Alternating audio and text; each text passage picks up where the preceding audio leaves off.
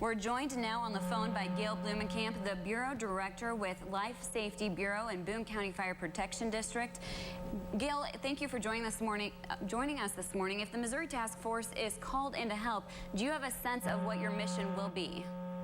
Yeah, typically what these task forces are tasked with once they arrive on the scene is search and rescue type missions. And from the destruction that we've seen in Moore, Oklahoma, the buildings that have been knocked down, crews would be going in there with specialty equipment trying to find and listen for live victims and then perform the technical rescues on them. And this is not the first time you guys have been deployed. You've gone to other things such as Hurricane Katrina. You were in Joplin. What are you guys expecting when you get there? Well, if Missouri Task Force 1 is deployed, we would anticipate seeing the same type of destruction of what we saw in Joplin, which is large tilt slab type buildings, Home Depots, Walmarts, those types of buildings destroyed and collapsed. And what that brings to mind is that those things are not meant for a type 4 or 5 hurricane, and so we would anticipate large buildings being down and people being trapped in there. When we see this video on TV, we have a certain reaction. Do you people, when you see these reports on TV, do you see different things than we do as far as these disasters are concerned? How do you view them?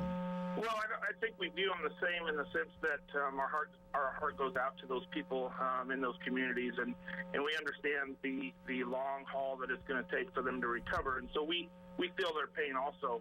But then we take a look at it as to where those survivable spaces may be and how best we would be able to assist that community in trying to bring closure to such a disaster that has struck their home. Assistant Chief Doug Westhoff of the Boone County Fire Protection District and Program Manager of Missouri Task Force 1 was already deployed last night. Have you been in contact with him since? Yeah, I spoke with him late last night. He was en route to Oklahoma City. They were headed to the airport where he will be assigned as the Deputy Incident Commander for the Federal Incident Support Team there in Moore, Oklahoma.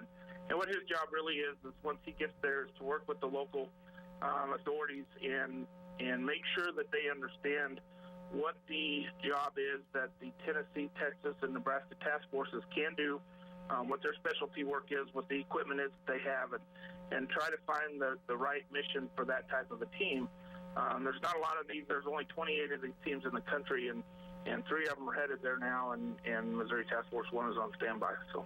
Since this coverage began, we've seen reporters break down on air in tears and just the devastation. How do you mentally prepare yourself to go into such a horrific scene?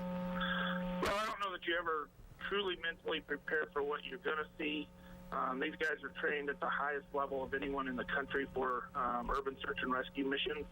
And so they really fall back on their training, and they understand that it's the mission profile that they have to do. They understand the job that needs to be done.